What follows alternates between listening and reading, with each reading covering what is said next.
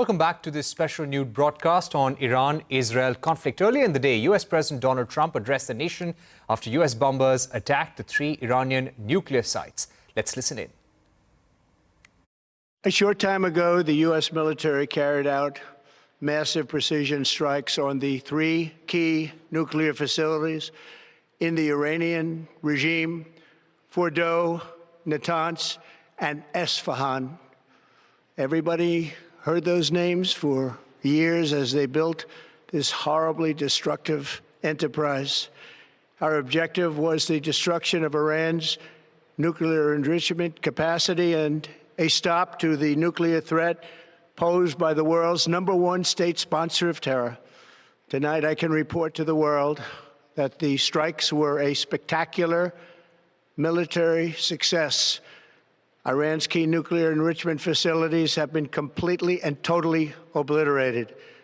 Iran, the bully of the Middle East, must now make peace. If they do not, future attacks will be far greater and a lot easier. And Iranian military spokesperson said that the country has launched its state-of-the-art third-generation ballistic missiles against Israel. Listen in.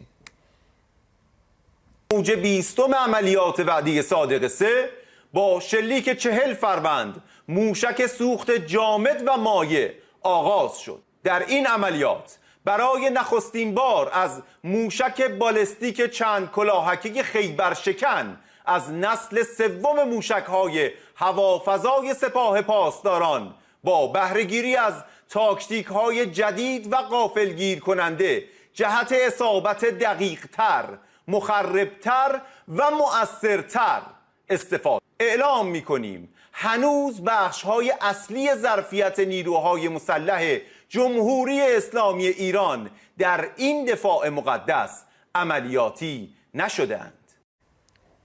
So that was the Iran military spokesperson saying that the multi-warhead Khyber Shakan ballistic missile has been used for the first time. These missiles were used in the 20th wave of Operation True Promise 3 to strike Ben Gurion Airport, and Iran also saying that the main operational capabilities of the Iran armed forces have not yet been deployed. Now, just a short while back, the Israeli Defense Forces held a press conference where they reiterated that Israel and the United States are dismantling the Iranian nuclear threat.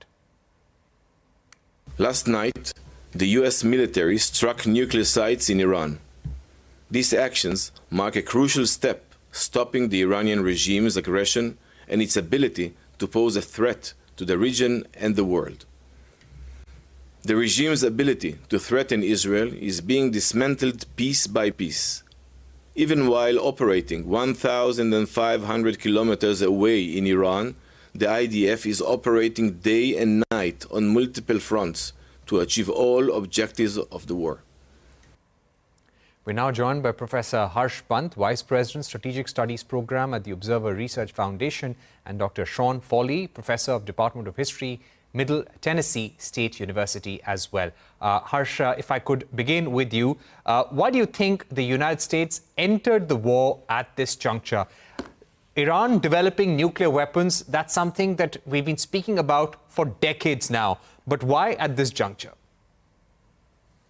I think it has, Parikshit, more to do with Israeli ambitions and Israeli war objectives. And it seemed that the main objective for the Israeli campaign was to dismantle Iranian nuclear program. And once it was clear that without American help, that would not happen, it was a matter of time before Americans intervened, because leaving residual nuclear capability is no longer an option, I think, for both Israel and the US, particularly for Benjamin Netanyahu, who has launched this campaign targeting and talking about the main military objective being dismantling of the nuclear infrastructure. So I do think that American intervention at this juncture is linked to Israeli ambitions, despite American President Donald Trump claiming that he would not start or he would not enter into any wars. I think we have seen a president who came railing against his predecessors about starting new wars, already entering a major war and on the precipice of a major escalation. So I do think that despite domestic constraints, America decided to intervene primarily because Israeli objectives were not being met through Israeli means only. And so American intervention became a necessity. Right. Sean Foley, if I could get you in, we're now getting reports through Reuters that Iran's parliament has approved closing of the Hormuz Strait, and the top security body required to finalize the decision on this measure. So possibly we'll hear of a final decision very soon, the next 24 to 48 hours. Immediately after the US strike, we had seen Iranian media reports, state media reports saying that Khamenei's representative has said that the Strait of Hormuz should be shut down. If that were to happen, what's going to be the impact on the Middle East and also on this war? First of all, it's great to join you today. I appreciate the comments just made by my predecessor on this broadcast about the U.S. and its need to enter into this conflict.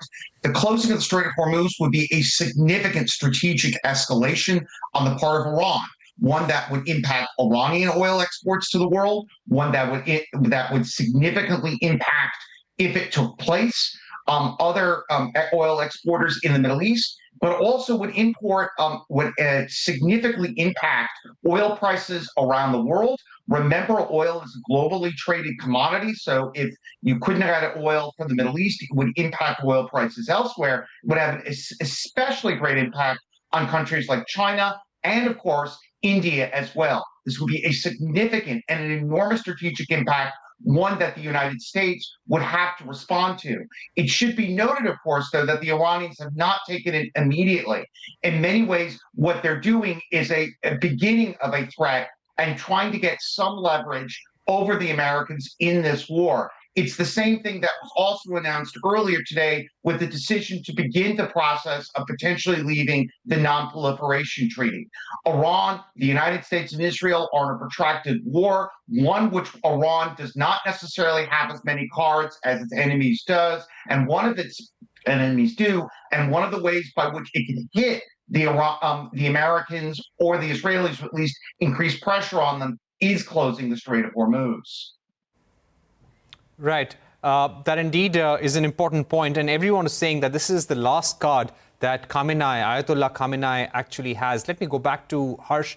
Harsh, do you think the United States and Israel are now on the same page? For US, the objective in a way is over. But on the other hand, you have Israel, which wants to continue attacking nuclear sites in Iran. So do you feel that these two allies will have difficulty agreeing on the trajectory of the war going forward? Well, it looked at one point, it does look that they are on different pages, and it did seem that Mr. Trump was recalibrating his options when he gave Iran a 2-week window to negotiate. Of course, at that point, it was being discussed whether Trump really wants to rethink the escalation ladder and his ability to be dragged into this war by the Israelis. But I think now that America has taken that step forward, it's very unlikely that the two would diverge, because ultimately both sides would want a similar outcome.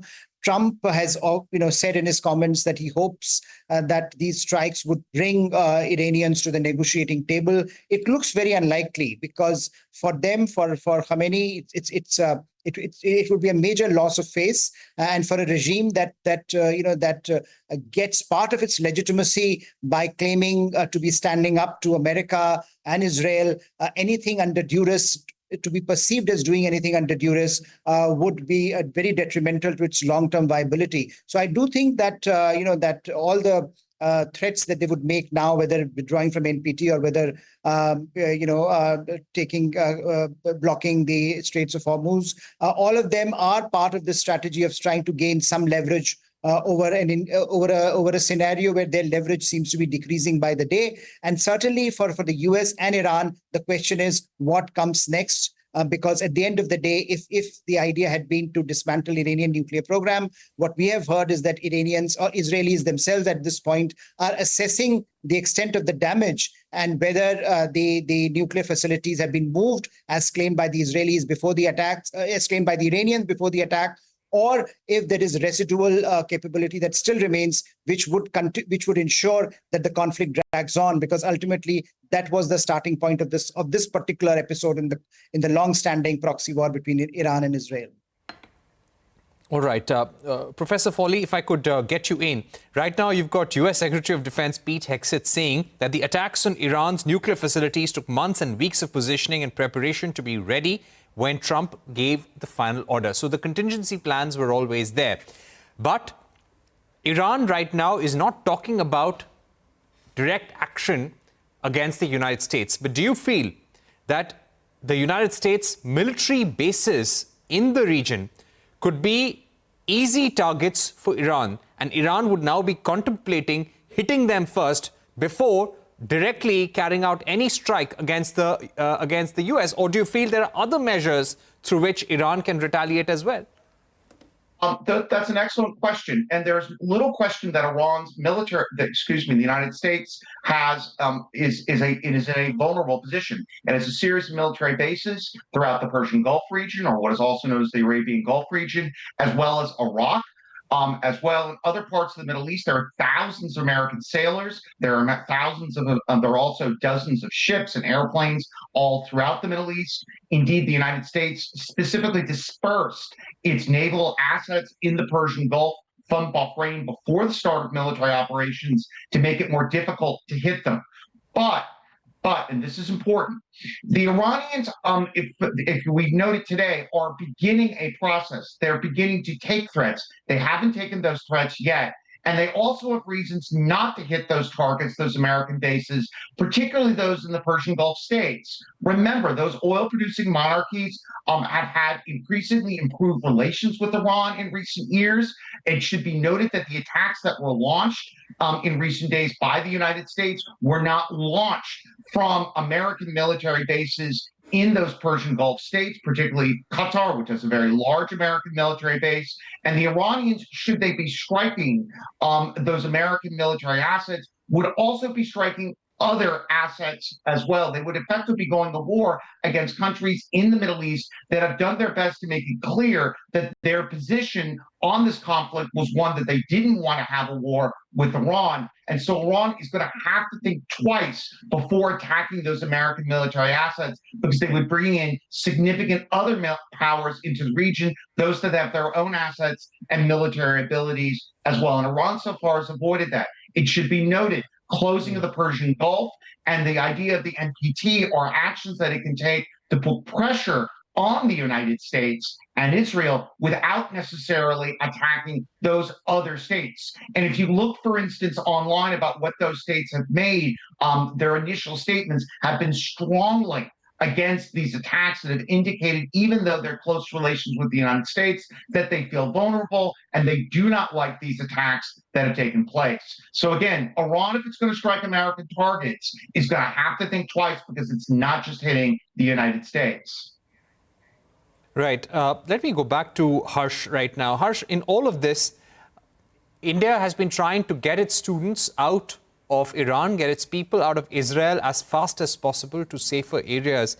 But how are we likely to impact? Oil impact is one. It's a given. In case there is some disruption of the Strait of Hormuz, we are going to be directly impacted through oil and shipping lines.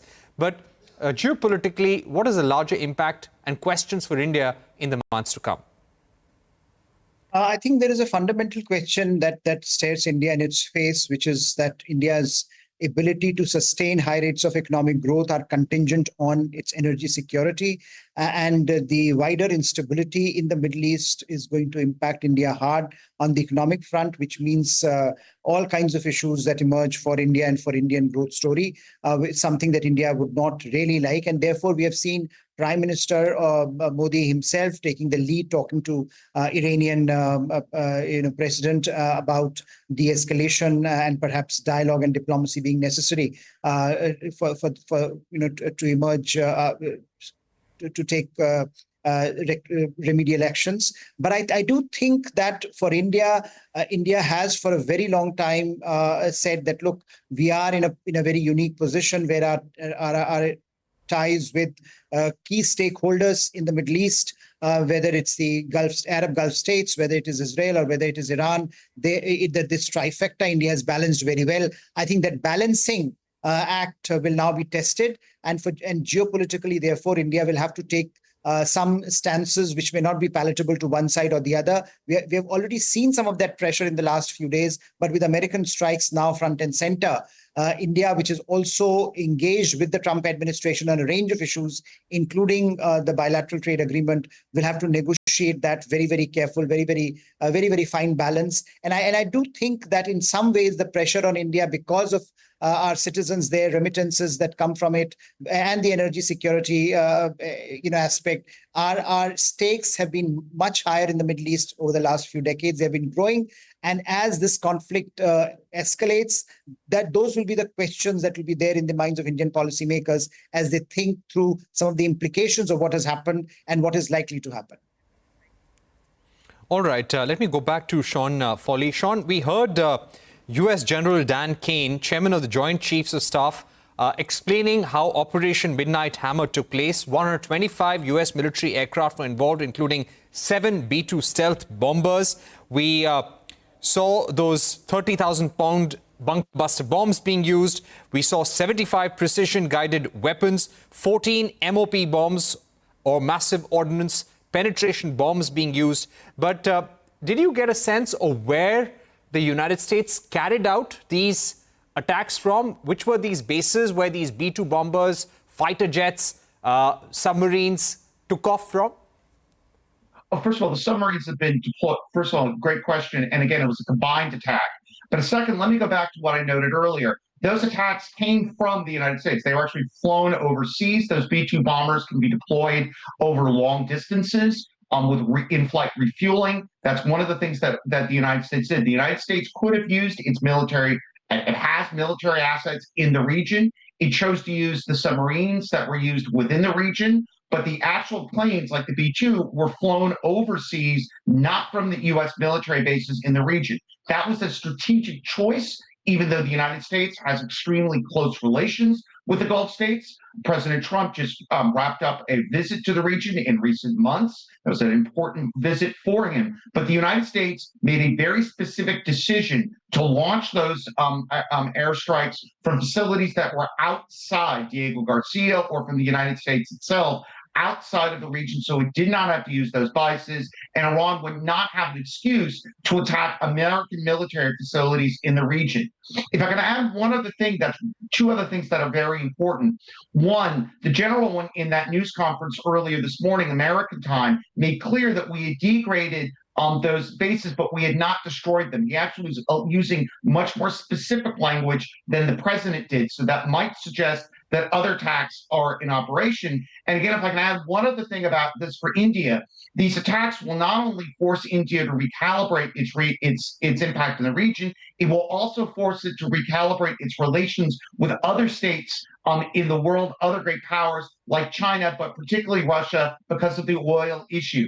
If the oil issue is cut off, if oil supplies are cut off in the Persian Gulf, India is going to have to get those oil and energy supplies from elsewhere, either through Gulf states that are exporting those oils through alternative means. The Saudis have means to do that, so do the Emiratis, but also from Russia. And that will also be part of this process. For the Iranians and the Russians have very close relations, and that will play a key part in whatever happens going forward. All right. Let me go across to Harsh once again before we go across to Dina Abdul Qadir, who's also joining us. Harsh, we're hearing varying and different accounts about how much damage has been caused to Iran and its nuclear facilities. But considering that, there was a threat of Israel-Iran war for many months now, do you think Iran would have been successful enough in vacating those nuclear facilities? Is that so easy as they are claiming? Well, not really. But the issue is, with nuclear weapons, you always have a sense of, deterrence, that even if there is a residual capability remaining, then that is enough to create a level of insurance against full and final strikes. So clearly the challenge now is, how do you demonstrate to the world, and how you demonstrate to Iranians themselves, perhaps, for the domestic population, that the kind of attacks that have happened have virtually put to Iranian nuclear ambition.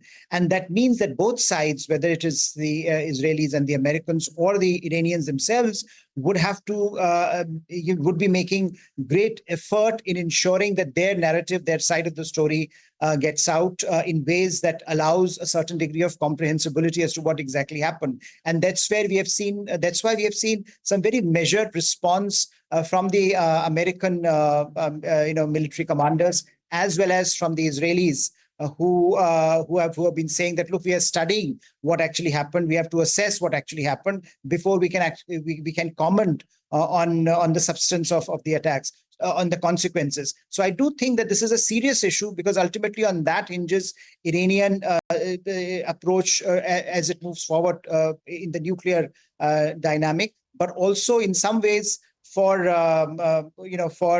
America and for Israel to define their terms of engagement with Iran going forward. All right. We're joined by Dina Abdul Qadir, Director of Peace and Conflict Studies, Associate Professor, Political Science Department, University of Massachusetts, Wilmington, United States. Thank you very much, Professor Abdul Qadir, for joining us. Let me ask you about how this changes the dynamics in the Middle East over the next few years. You've pushed Iran with its back to the wall. They don't have too many friends in the region. What options is Iran actually left with right now? Well, as we have seen in Iraq, fights in the Middle East last for a long, long time, simply because major powers do not have enough information about those regions. If we go by even languages, though the Arabic language is one of the rare things that my students, for example, pick up.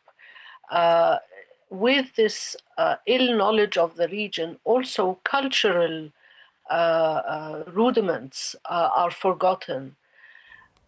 Iraq had the same scenario almost. And Saddam didn't also have many friends in the Middle East, but this opens up the Middle East with all the strife, with all the chaos that is already happening. This aggravates the regional, if not the international level of states. Basically, obviously, it will unsettle the region, starting with the oil production and the Strait of Hormuz, going all the way to participants that weren't necessarily invited into this conflict to participate in this conflict, majorly China, North Korea. So this really opens up the doors of disaster, I think. Right. Let me go back to Sean Foley, and I request you to stay with us, Professor Abdul Qadir. Professor Foley, to speak to you about what the United States could do next. 135 fighter aircraft used. This was a massive military operation and had been in the works for many, many months, even though President Trump may have signed off on it only 24 to 48 hours ago. What do you think is that US could do next? Because when you speak about B-2 or bunker buster bombs, it is often said that they're just one or two steps below using a conventional nuclear weapon. Sure, that's a great question. I think it begins one of the major fault lines between the United States and Israel is what the end game is in this conflict. From the beginning, if you look, for instance, at the title of the operation that the Israelis used for this, they used it as Rising Lions, which was, by implication, regime change. And again, the Israelis have made that. It should be noted that during the news conference this morning, Secretary of Defense Hetzke did not indicate regime change. And that's going to be the open question for the United States. This is something that is a red line within American politics. It's one thing to have a military operation. It's something different to have regime change. if the United States moves forward with regime change, it will look something more like Iraq, something that nobody in the United States, even those who are most supportive of this operation, are going to want to see moving forward as well. And that's something worth noting. So the U.S. is going to have to see how much can it get? How much pressure can it put? It's the same problem it's had since the beginning. How much pressure can it put on the Iranians to get the Iranians to a talks? At a certain level, this military operation today was done under the assumption that if the United States could hit Iran hard enough, then the Iranians would come to the table eventually, maybe after some response. So far, that hasn't happened. The Iranians have launched already a significant military escalation on Israel, and they've also suggested that they might leave the NPT, the Non-Proliferation Treaty, or close the Straits of Hormuz. The next question really with the United States is in part not only the United States, but also what Iran does and what its red lines are. There's an expression in America, the enemy gets a vote as well. And part of what the United States will have to do will in part be based on what Iran does. Moving forward, the question will be, will the United States be able to get Iran to the negotiating table without threatening or without having to carry out some form of regime change? That is the complicated issue going forward, and it is not at all clear what that will be. That question will determine how long this war will be, how expensive it will be, and how much damage it will do not only to Iran, but to the United States, Israel, and the world. Okay, let me go back to Dina Abdul Qadir. Ma'am, just to ask you, how does this serve the political ends of Donald Trump right now? And do you also believe that this may make people, make it difficult for people to trust Donald Trump? Here he had said, I'm going to decide on whether we'll enter the Israel war against Iran in 2 weeks. And then he went and struck Iran. So do you feel it will be now difficult, far more difficult for world powers to believe the United States on such issues? And secondly, how does this serve the political ends of the US president? Very good question. Basically, Iran has a long history with the United States as well as with Great Britain, its previous occupier. When I beg to differ, because we have had changed in the leadership of Iran. Remember Mossadegh, and we interfere as a country in changing leaderships to leaders who are acquiescent and who bend to our needs in the region. So it's not out of out of character for the United States to do that. Basically, I think that the trust has been broken, but it has been broken for a long time now, because Iran had a treaty and it was going ahead with it during the Obama administration, and then Trump repealed that in his first term. So it's it's not out of character for us as a state to act this way. But it has also consequences. When we talk about regional stability, it will affect our interests as well as Israel's interests. So in the long run, it will affect both countries who are entering into this war's interests. Thank you so much, Dina Abdul Qadir, for joining us, and Sean Foley and Harsh Pant as well. We're looking at a very worrying situation, and this is not going to end. We're going to see more surprises, more developments over the next 24 to 48 hours. With that, it's a wrap on this special broadcast. More news and coverage continues on the other side.